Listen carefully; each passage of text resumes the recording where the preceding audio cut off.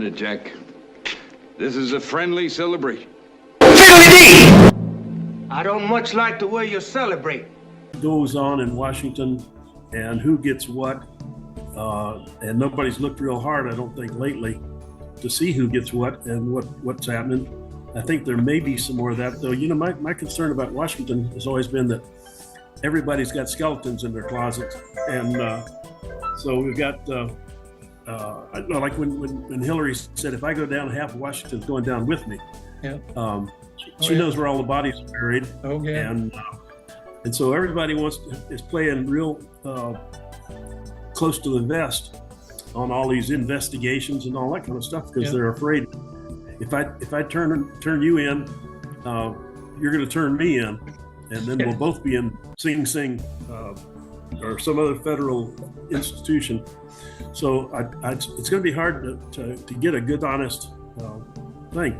But the bottom line is, I think what he's doing is the right thing in the long term, and we're going to have to suffer a little short-term pain. And the bad guys are harking on the short-term pain, and not pushing the long-term benefits that we're going to get from that. I think his mass deportation is both necessary and probably being done as well as it can be done, trying to get 10 million people out of the country in as short a time as possible. There's going to be some mistakes made, although this guy, Gomez, whatever his name is, down in El Salvador. Yeah, Garcia. Yeah, they're something Garcia. Yeah, something Got about Garcia. 10 names. But I mean, yeah, okay. There was some paperwork there, but the guy had already been deported. That's right, twice. Supposedly, his fear of being damaged in El Salvador was kind of cleaned up by this new president who's created the CCOT and taken all the criminals off the street. Their murder rates dropped 96% or something like that. Yeah. And so his claim to be afraid is kind of overshadowed by the fact that there's nothing to be afraid of now, because unless, of course, he gets put into CCOT, where all the people that were going to kill him when they were out were going to get him. But anyway, it really irritates me that this guy Van Hollen and then 4 other Democrats go to El Salvador to whine about this guy and have him sent back to our country just to be deported again. And I see Ken showed up. Hello, Ken Bennett. Hi guys, sorry I'm late. I was on the road. You're all right. We're good. We started talking about we're giving our own evaluations of the president's first 100 days. 100 days. Give him a grade and what you like about it, the things you like about it, things you don't like about it. So Paul is talking about first he talked about the punishing some of these politicians and how some of the investigations, it's there's so many bodies buried that everybody's afraid to turn the other guy in because they'll talk about them, right? But right now he's talking about. So go ahead, Paul. You continue on your deportation. Yeah, well, I'm just saying that I'm a firm backer of what he's doing to clean out the country from all these illegals in here. Because one of my big concerns, and what I keep reading, is the influx of Islamic terrorists and also other gangs. Even the MS-13 and the Tren de Aragua people are forming up these little teams, and who knows when they're going to cut loose with some kind of massive. What am I trying to say? A terrorist event. Sure.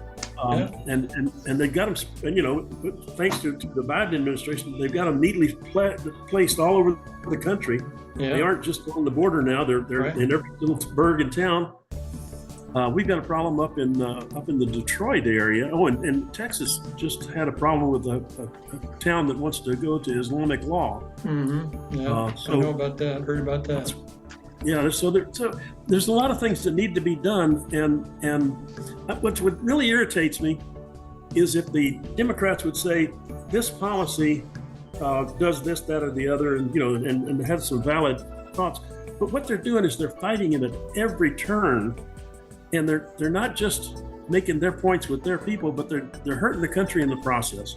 And that's the part that really irritates me. Yeah. If they had a legitimate concern about what he was doing and could come up with a valid reason to be opposed to him, as opposed to being opposed to him because his name's Trump, Right.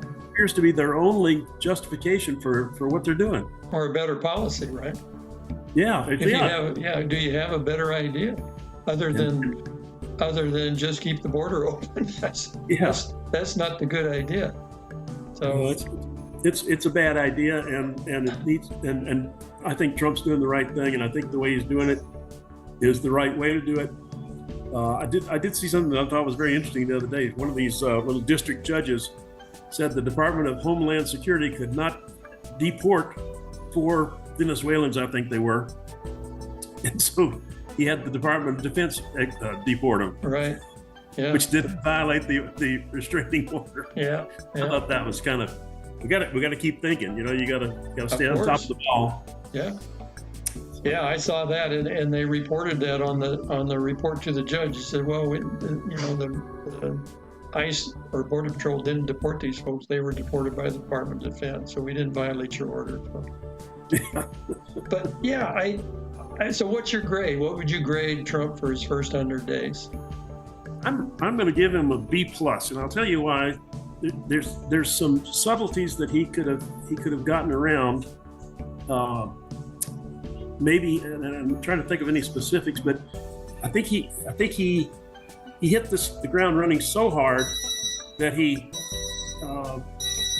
gave the bad guys some ammunition. I guess that's what I'm saying. Yeah. If with just a little bit of finesse, he might have been able to blunt most of their criticism, and that would have brought him up to the A+ that he needs. That I really think deep down, what he's doing is A+ work. It was just done kind of at a B+ level. That's my thought. Yeah. Okay, good. So Ken, what do you think? What's kind of your thoughts about the first 100 days, and how would you grade the president?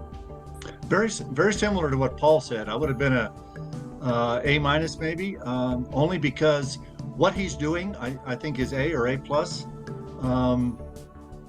But how he's done a few things, could have been done in such a way that you don't give the other side the kind of ammunition to throw it right back at you. But I'm probably an A-. I think he's doing the right things. My son, who teaches at a university up in Utah, not in the political world or whatever, but he sent me a very interesting article. I think it was in Apple News a couple of weeks ago.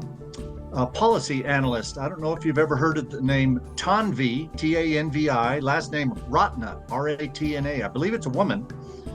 And it's an opinion piece that she wrote, I think I don't think it was in, one of the big publications. Here's what Trump is really up to with high stakes tariff gambit. And she goes into the fact that that the whole tariff rollout, for example, is not just a knee-jerk reaction. There's a much broader strategy, and she immediately starts talking about America's debt. Yeah. And I guess there's $9.2 trillion of our outstanding debt is maturing this year. Mm-hmm. With 6.5 trillion of that coming due by June.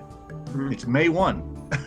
So June is, like 30 days away, and the end of June is less than 60 days away. Yeah. That is huge. And she quotes Secretary Bessent,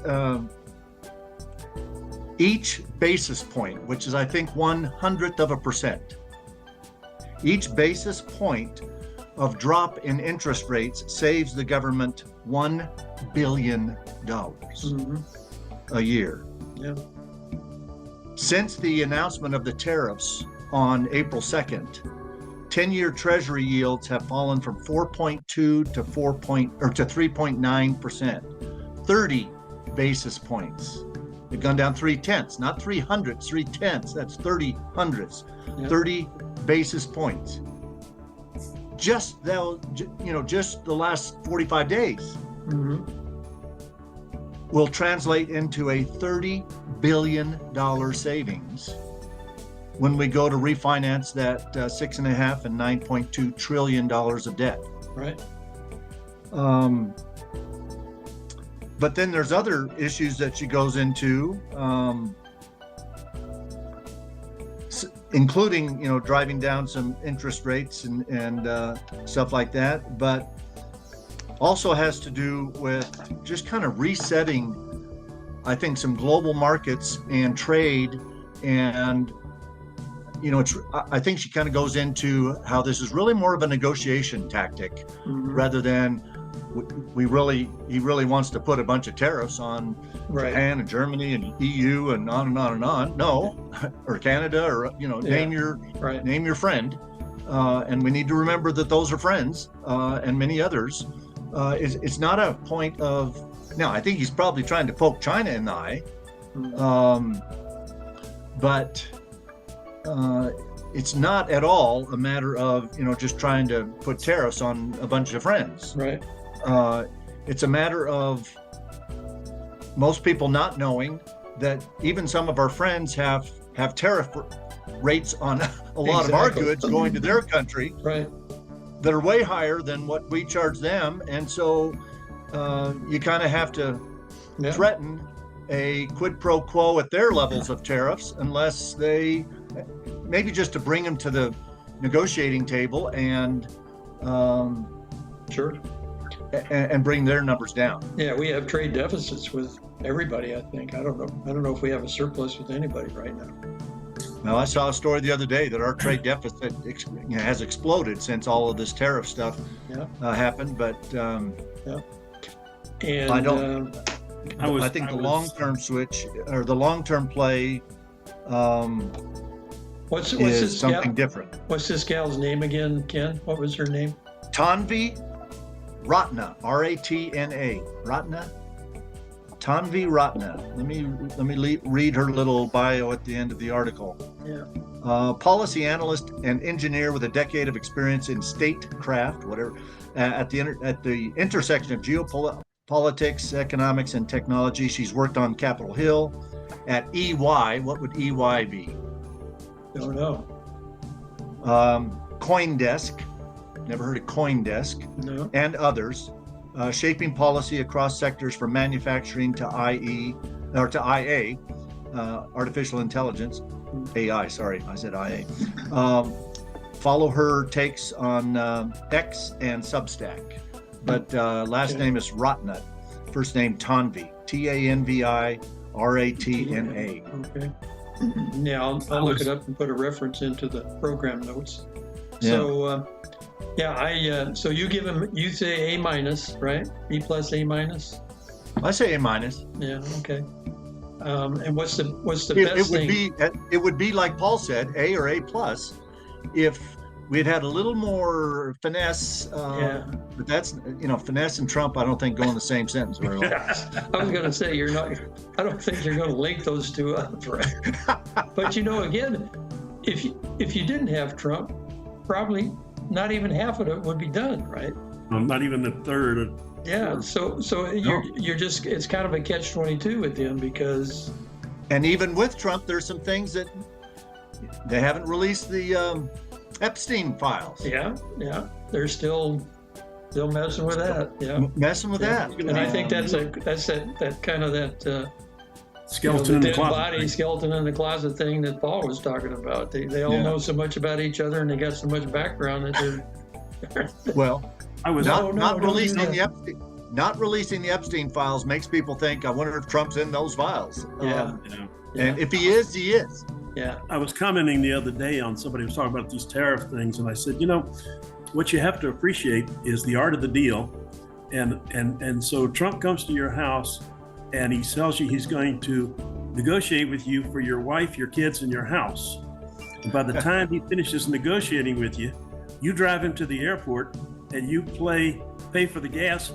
And all he wanted was a trip to the airport. He didn't really care about your wife and your kids and your house. But you think you beat him because you got to keep him, and then you gladly drive him to the airport, which is all he ever wanted. And I think that's what we're seeing here is he throws a lot of stuff against the wall and doesn't really care whether it sticks or not. And one good thing is he just might have paid off your mortgage on the way out the door. That's right. He's done that before, right? Yeah. Yeah. So, yeah. Well, I kind of feel the same way. I don't. I think the best thing he's done is shutting down the border. I mean, really shutting down the border. The first thing you got to do is close the border because you can't let any more in. You got to stop that, and he's done that. I think Tom Homan said the other day, I saw him speak in the White House press thing, or either Trump mentioned it maybe at his cabinet meeting. He said that this last week or last few days or last month they let in 3 people. And he said, Holman, how did you let those 3 people in? So he was joking about it, of course, but I mean, from thousands a day, from 18,000 a day to 3 people is miraculous, right? So that's the best thing he's done. And the second best thing is we started this deportation. Now, there was a big press conference in Florida today with DeSantis and a lot of Florida law enforcement and ICE together talking about getting these people. They think there are at least 800,000 illegals in Florida. Wow. And so they're I think there's 500,000 in Arizona. Yeah, they're talking about Florida's willing to, if ICE approves it, they're going to put together some detention centers in Florida. They have the funds available and the resources to do that, like they do for hurricanes. When a hurricane comes through, they muster all the linemen they can to get together to help fix the electric problem, right? Mm-hmm. And they set up camps for them all over the state. So just mass camps, and all that are these guys who fix electrical problems and fix electrical linemen and telephone poles and all that stuff, right? So get the power back up. So they're willing to do that to detain some of these people. So so I think that's the best thing he's done. I give him an A+ for that. Right now, I've given him, I think, probably a B for Ukraine because I'm just not in favor. I'm not a fan of Zelensky, and I don't think he is either. Ukraine is a black hole, and we've got to stop giving them money and weapons. And I hope he doesn't go on and do that now. I think we need. But we can't just throw them to Putin, can we? Well, I don't think that. I really don't believe when I look at some of the information that you can get. I don't think Putin wants the whole country. I don't think he wants all of it.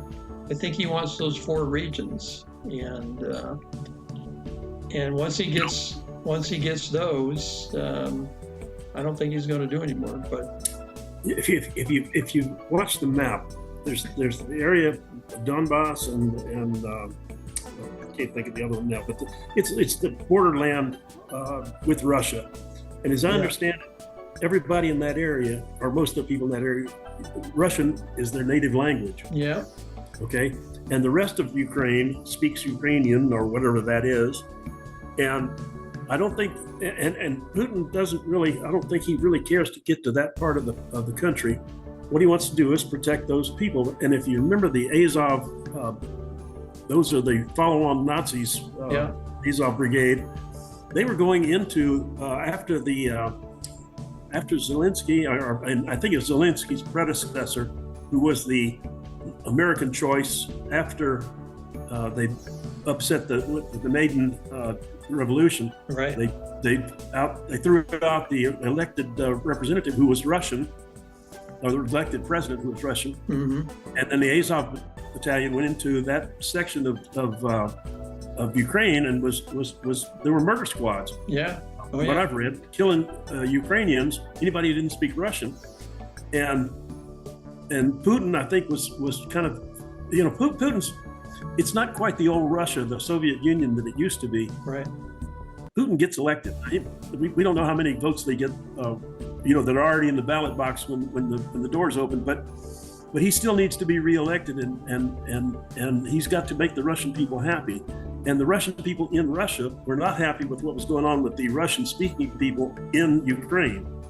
And so he had to do something. And of course, NATO has been pushing towards Russia for so many years now, after it promised in 1991 that it would never move any farther east than it was. And then they've added like 7 or 8 countries to NATO east of that line, whatever it was then. And he just didn't want NATO in Ukraine. And Zelensky was pushing to get Ukraine into NATO. And I think this is in my mind, this all goes back to Victoria Nuland and her work in the Maidan. Yeah. Oh yeah. Maidan. Yeah, she's kind of the architect of the Maidan coup, right? Yeah.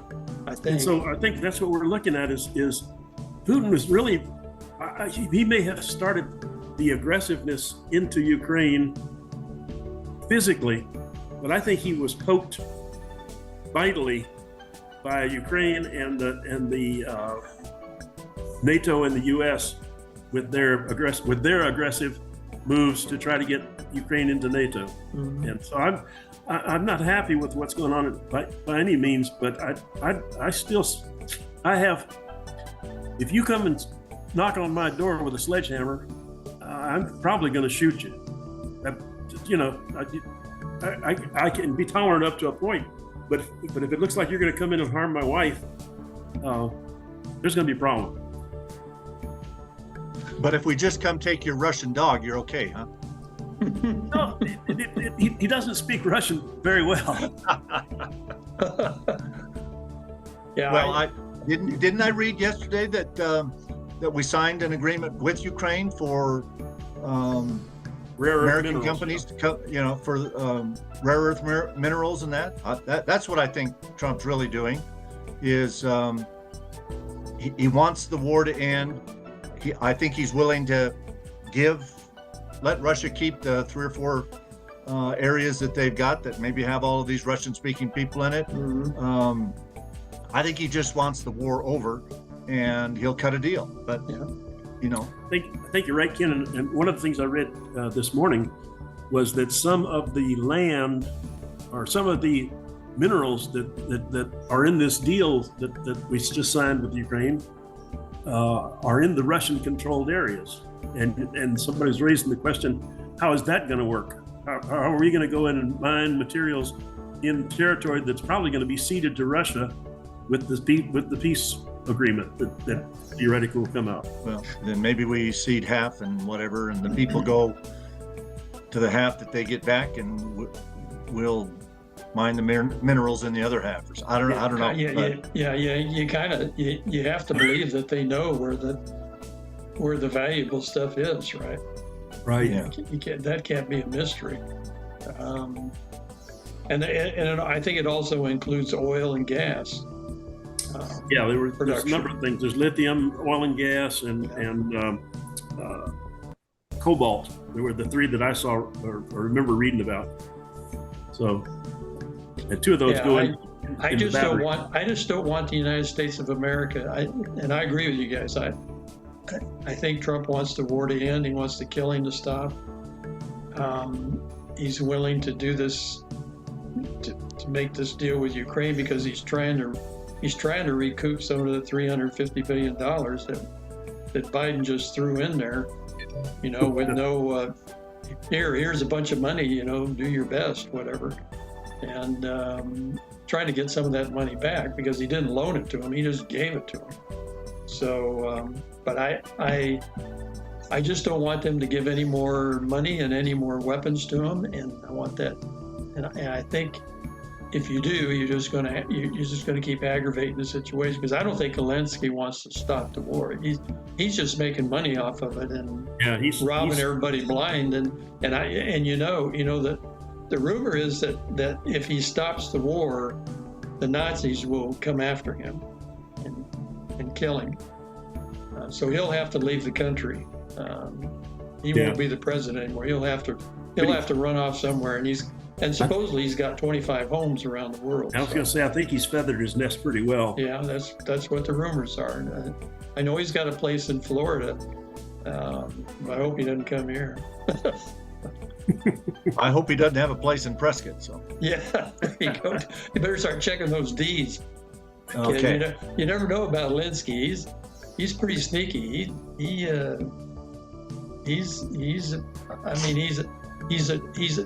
in the character. He's a child. He doesn't know what he's doing. He doesn't know anything about military strategy. Although he's tried to, this Kursk invasion that he pulled off.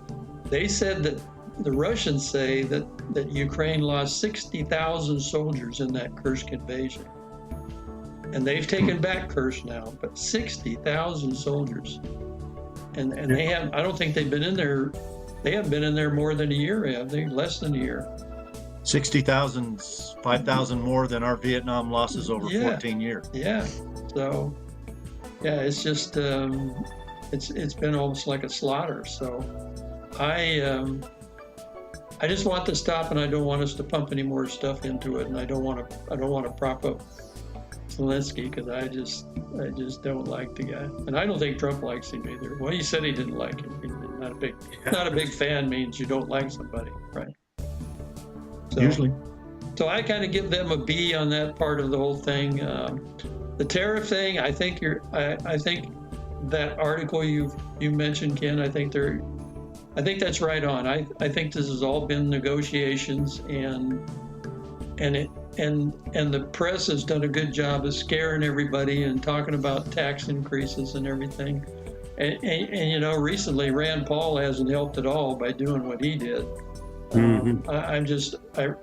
If I have to go to the Democrats in this day and age to team up to do something, I should know right away that it's wrong, right? Yeah. His time would be better spent trying to get these judges under control that are gumming up the works here, especially with the immigration and deportation. So I don't. Well, and there's an article in Fox Business today. May 1st, today. Jasmine Bear, 23 big companies that just promised $8 trillion has been pledged of investment in the U.S. There you go. And one of the articles that the Ratna lady said that I hadn't mentioned is that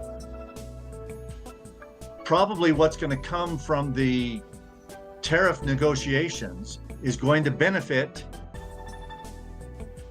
get ready for these states, Pennsylvania, Michigan, some of these swing states probably more than it will, the solid reds or whatever. But, when you talk about auto manufacturing coming back and other manufacturing and steel and all kinds of things, if the tariffs cause what Fox News announced today, $8 trillion of investment from 23 huge companies around the world, It's a lot of money. it's probably going to happen in some states where when those jobs hit in about a year, what are we going to be right in the middle of? We're going to be right smack in the middle of the midterm elections. Right.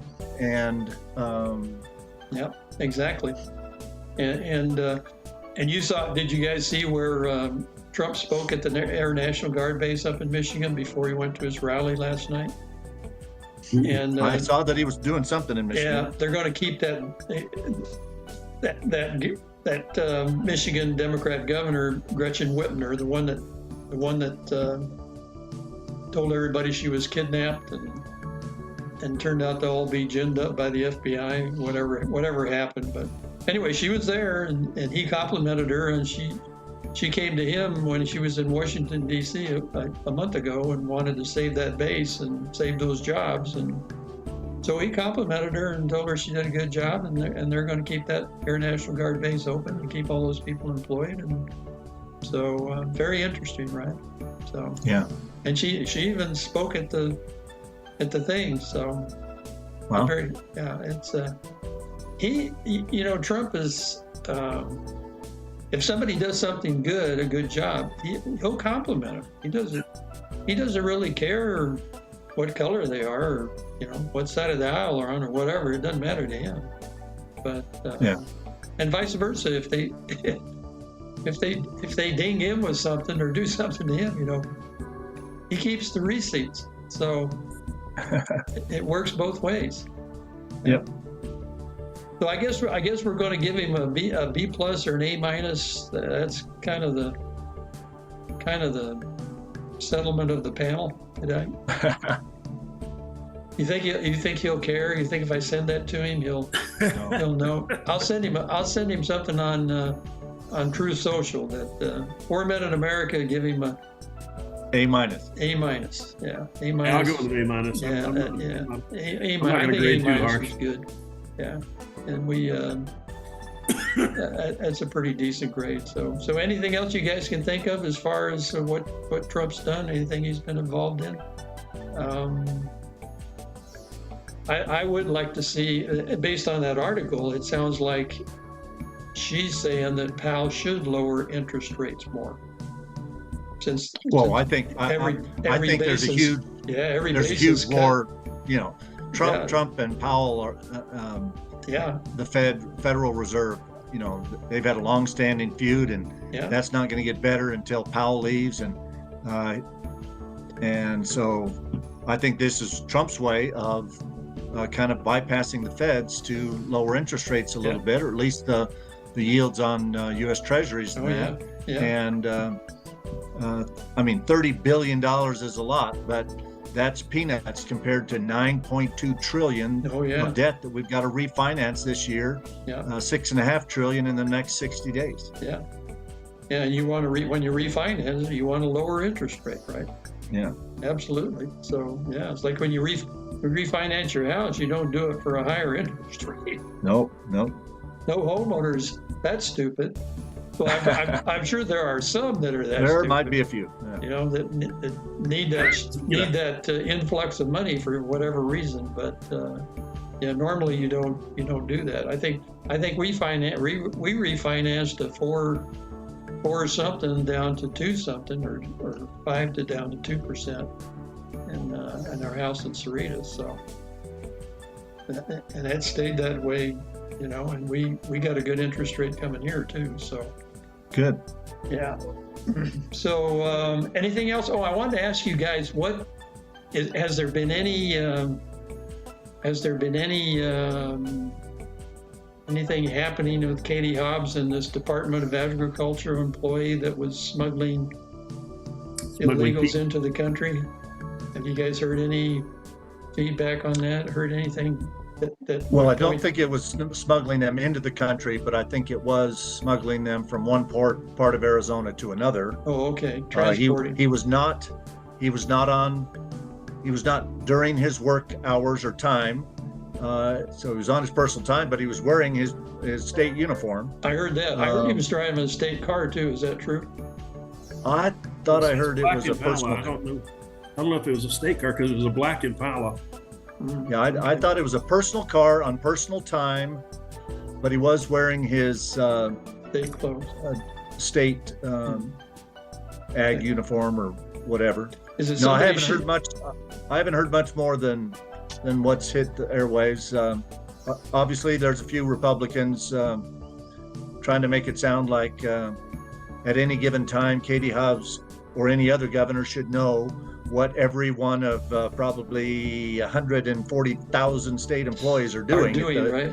at any given minute, Yeah. which is impossible. Yeah. I'm sure there's crap that happens, whether it's Doug Ducey or Katie Hobbs or whoever's next, but Sure. it is just shocking. It is shocking to see state They- employees transporting illegals. Oh yeah, they've arrested Border Patrol agents for helping them. So, Yeah. which you'd never hardly believe, right? But yeah, Yeah. it's cartel money spreads far and wide. So, you know, and you got those guys living amongst you. Well, I think the article I saw was one of the two in the card paid him 12,000. The other one had paid 7,500. So there's 19,500. I'll bet the guy's salary was shy of 60. Yeah. So that was probably a third of a year's pay. There you go. Yeah. Yeah. And not counting how many others he had already transported, right? Yeah, There's it's probably one unlikely that those were the first two. Right. That's unlikely. Yeah, exactly. So, okay, guys. Well, is there anything else you want to talk about, discuss? Anything else going on? How's your roof coming, Ken? Okay. No, I don't have anything else to discuss because I've got a couple of pieces up on the roof that delayed me from being here on time, but they are calling in the background of my mind. So Well, we better let you finish that. Yeah. You got any? might have some rain tomorrow, I'm told, and so I've got there to you go. Yeah. close up some holes. There you go. So, okay, well then we'll sign off for today, and thank you guys for coming on. Thanks for your input. We'll get it all All on right. record, and I'll make a note about this gal that you mentioned, Yeah. Ken, in an article. Tanvi Ratna, very And, interesting article. Yeah, yeah. There's a lot of good stuff. I hope I don't inundate you guys with too many emails, but I just try to send you a lot of subject matter and see what, throw it up on the wall and see what everybody wants to talk about. Sounds I'm just good. impressed that you have So, time to read all anyway. those things before you send them to us. Yeah, there you go. Okay, Paul, thank you for coming on. Thanks, Ken. Thanks, everybody. Thank you, guys. 4 Men in America thanks you, and subscribe and hit the notification bell, and we will see you all next week on 4 Men in America. Thank you.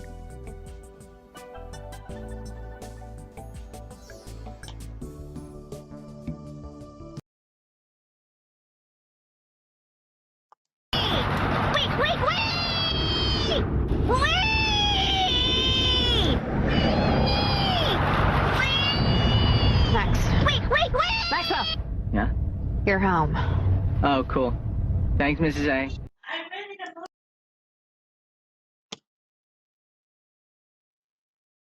If you want to change the world, start off by making your bed. If you make your bed every morning, you will have accomplished the first task of the day.